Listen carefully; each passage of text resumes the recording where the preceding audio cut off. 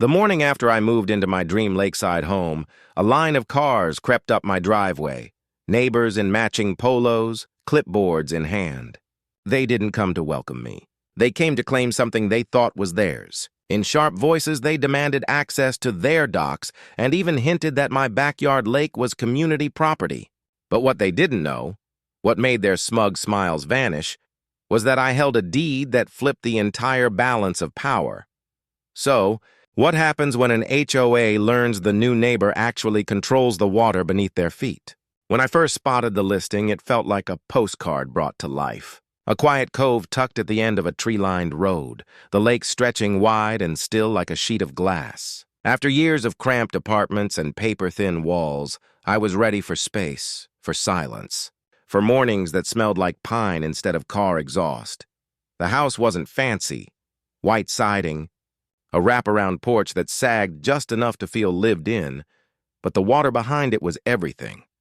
The private dock, the tiny beach of smooth stones, the way the sunset turned the surface into molten copper. I signed the offer the same day I toured it, almost giddy.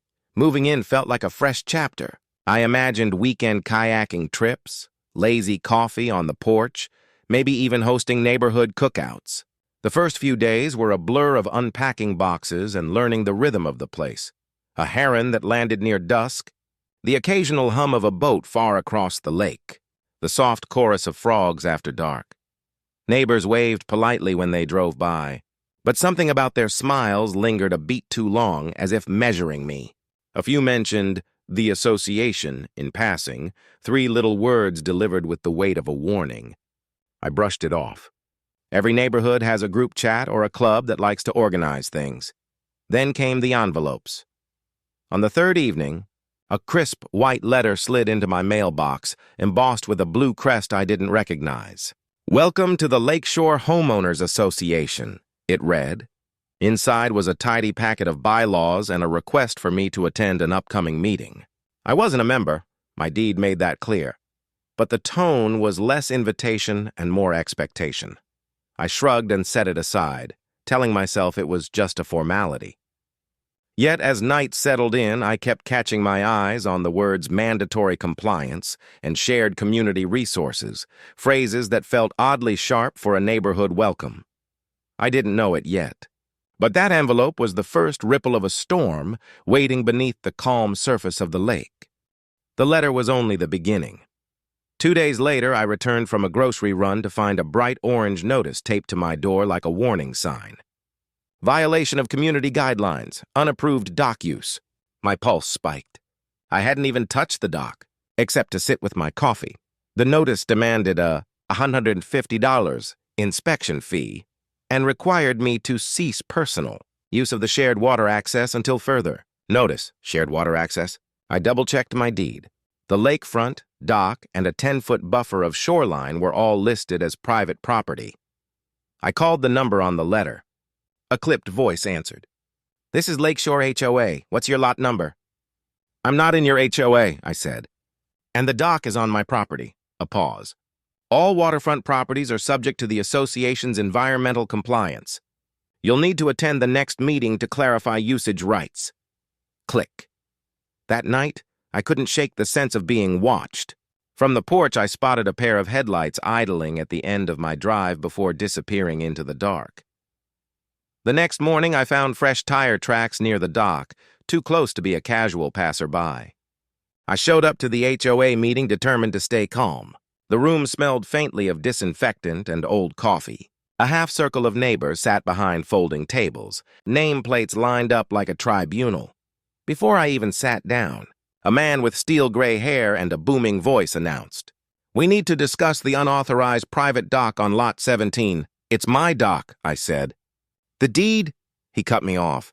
"Lake rights are communal." "Your deed is irrelevant." Murmurs rippled through the crowd. A woman in a pastel sweater raised a hand. "If we let one homeowner ignore our rules, the entire shoreline is at risk. Environmental erosion, liability." I tried to explain the legal survey I'd confirmed with the county. They smiled as if humoring a child. When I left, their final words followed me out. "You'll be fined until you comply." The fines came fast. First $200, then $500 for non-payment. Letters piled up like threats, each stamped final notice. Then the sabotage began. My mailbox was pried open. The dock ropes were mysteriously cut one night, leaving a kayak adrift. When I called the sheriff's office, they sympathized but said it was a civil matter. I hired a real estate attorney. He confirmed what I already knew. The HOA had no jurisdiction over my property. But he also warned, they can make your life miserable while you fight them. Document everything, so I did. Photos of the letters, time-stamped images of damage, a log of every odd car idling by the driveway. Weeks stretched into months. Each day brought something new. A citation for unsightly weeds, though my lawn was freshly mowed. A claim that my porch light violated night sky ordinances. A certified letter threatening a lien if I didn't pay the community shoreline fee. My peaceful retreat had turned into a siege. Friends stopped visiting because they were tailed by slow-moving cars on their way out. Packages vanished from the doorstep. One night, while scrolling through neighborhood social media, I found a post with a photo of my house. The caption, "Certain people think the rules don't apply to them. Not in our community?" The comments were worse. Neighbors speculating about teaching a lesson, debating whether to block lake access entirely. My chest tightened as I read. I decided to fight back publicly. At the next HOA meeting, I brought copies of the property plat, the deed, and a statement from the county recorder's office. The president barely glanced at them. "These documents don't supersede community interest," he said. "If you continue to obstruct, we'll pursue a lien for back dues and penalties." I recorded the entire exchange on my phone. Their dismissive smirks only strengthened my resolve. But as I left, a board member whispered loud enough for me to hear, "We'll see how long that lake stays private." The harassment escalated. A dead fish nailed to my dock post. Gravel poured across my driveway overnight. I installed cameras and motion lights, but the sense of vulnerability never left. One evening, I spotted a small boat drifting close to shore. Two figures crouched low, shining a flashlight at my dock. When I yelled, they paddled off silently into the darkness. The next morning, I discovered my water pump had been tampered with. The intake valve loosened, the filter missing. That was the breaking point. I gathered every shred of evidence, photos, letters, recordings, and met with my attorney. He listened carefully, then leaned back with a faint smile. "They're bluffing," he said, "and they've gone too far. You own not just the dock, but the submerged land around it. Technically, they need your permission to keep their community docks where they are." I blinked. "You mean?" "Yes. If you wanted, you could revoke their lake access entirely." The idea settled over me like a sudden, thrilling storm. But power cuts both ways. If I moved too fast, they'd paint me as the villain. So I waited, documented, and planned. Each time they sent a new violation, I countered with a formal notice of trespass.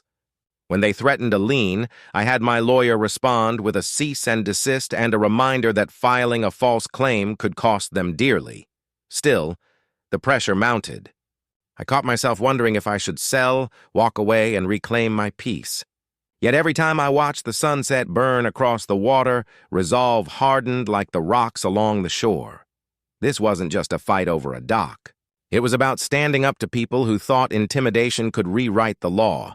And as the next HOA meeting loomed, I knew the showdown would leave the entire neighborhood reeling, because the one thing they never imagined was that the lake they cherished, the docks they strutted across, stood on ground I could take back with a single signed notice. The day of the final HOA meeting arrived with a gray sky that mirrored my nerves. I could feel the tension in the air as I parked at the far end of the lot, far enough to avoid being flanked by the usual prying eyes. Inside the community hall, the familiar rows of folding chairs and plastic tables had taken on a courtroom-like gravity. Every seat was filled, including faces I had seen in passing, waving politely before turning their curiosity into judgment. The HOA board sat at the front, a semicircle of smug confidence. The president, the man who had dismissed my legal documents, sat with his arms crossed, leaning back as if daring me to challenge him. Papers and agendas were stacked neatly in front of them, each sheet a potential weapon. When my turn came, I stepped forward with my attorney trailing, carrying a binder thick with evidence, deed records, property surveys, photographs of the dock, timestamps of every suspicious incident, videos of trespassing, and letters from the county confirming my ownership. My hand shook slightly, not from fear, but from the adrenaline that surged every time I thought of what they had put me through. The president spoke first. Lot 17, your continued disregard for the community is unacceptable. You have failed to comply with the HOA's repeated directives. This meeting will determine your future with the association. I swallowed the urge to snap. Instead, I opened my binder and began presenting, calm and precise.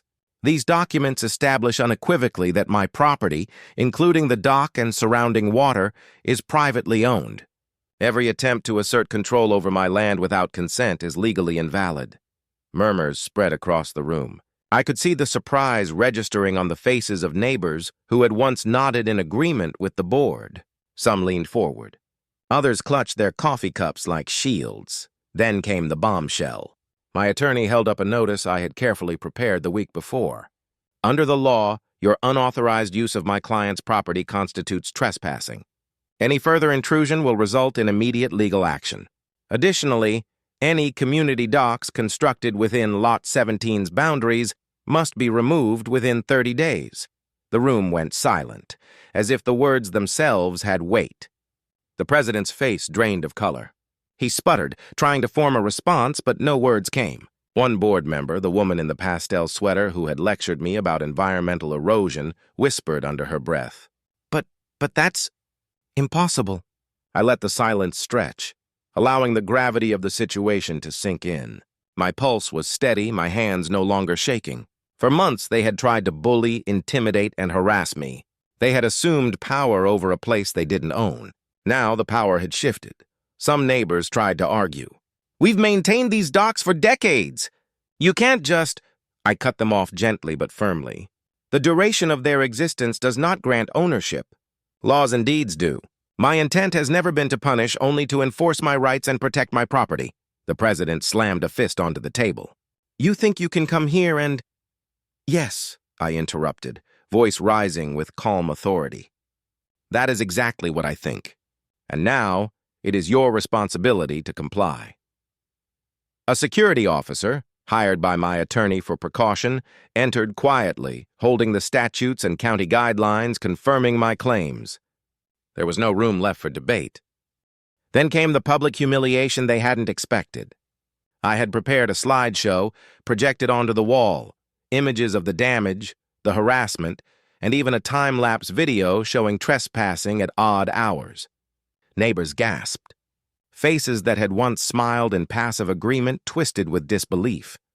The crescendo came when my attorney delivered the final blow. Further violations will be met with civil litigation. Monetary fines, though once issued by this board, are void, and any attempt to enforce them can result in additional legal consequences against the HOA and its officers personally. For the first time in months, I felt a wave of relief and vindication. The board members whispered among themselves, but there was no argument strong enough to counter the mountain of proof I had built. The president, red-faced and sputtering, tried one last desperate move.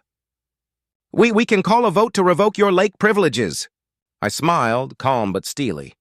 Privileges I already legally own? You may try, but the law is clear. You cannot revoke ownership you never had. A neighbor raised a hand hesitantly.